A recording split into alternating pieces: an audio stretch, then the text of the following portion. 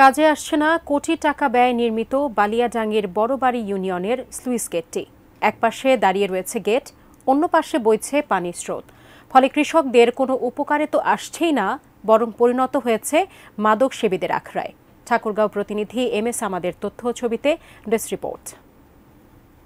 চারপাশে ফসলের বিস্তৃত মাঠ, মাঠের মাঝ দিয়ে বয়ে গেছে নহনা খাল।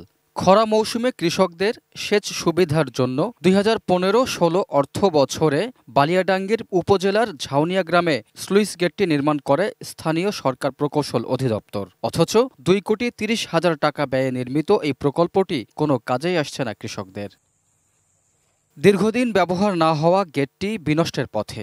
চুরি হয়ে গেছে অধিকাংশ লোহাজাত সামগ্রী। নির্জন গেটে নিয়মিত আসর জমে মাদক সেবীদের। উপকারের বদলে বেকার গেটটি এখন কৃষকদের গলার কাটা। ব্যবহার হয় না, পানি আসার প্রশ্নই আসে না, অন্য পাশ দিয়ে পানি আসলে ঘুরে আসছে। সুইচ গেট যে কাজে বানানো হয়েছে ওটা কোনো কাজে আসতেছে না, আর যে সব সামগ্রী ছিল এখানে সুইচ গেটে সবকিছু চুরি হয়ে যাচ্ছে। আর স্লুইস গেটের চুরির ঘটনা ও অন্যদিকের খালের পানি প্রবাহ নিয়ে কর্তৃপক্ষকে একাধিকবার জানিয়েছে পানি ব্যবস্থাপনা সমিতি। সরকারি সম্পদ নষ্ট না করে কৃষক উপযোগী করে তোলার দাবি সমিতির নেতাদের।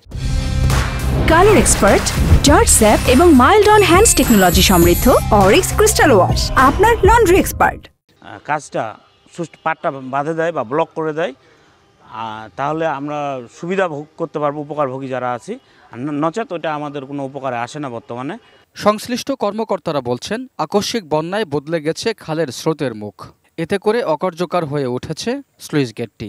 এ অর্থ বছরে মেরামত করে সেবা উপযোগী করা যাবে বলে আশা কর্মকর্তাদের। রিএক্সকেভেশন করে এবং স্ট্রাকচার যে ত্রুটিগুলো আছে মেইনটেন্স আইনে এটা ফাংশনিং করব ইনশাআল্লাহ। অনুমোদন আসলে ওইটা কাজ হবে। কাজ হলে এখন যে বর্তমানে কিছুটা তাদের উপকার বঞ্চিত হচ্ছে, সেটা পরবর্তীতে তারা উপকার পাবে। Raihan Munshi, desk report, ATN news.